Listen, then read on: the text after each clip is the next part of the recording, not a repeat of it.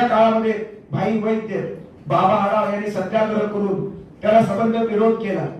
आता मला वाटतं 2-3 वर्षात 50 वर्ष त्या गोष्टीला होत आहेत. आणि त्या 50व्या वर्षी बाबांचा एक संकल्प आहे आणि तो मला फार महत्वाचा वाटतो.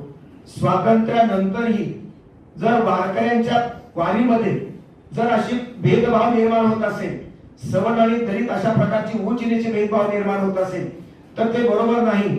आणि म्हणून त्या सत्याग्रहाचे 50वी वर्ष बाबा कांबळेंना त्या ठिकाणी स्वतःच्या प्रयत्नानं स्वतःच्या दूरदृष्टीनं तो संबंध सत्याग्रहाची 50वी साजरी करणार आहे.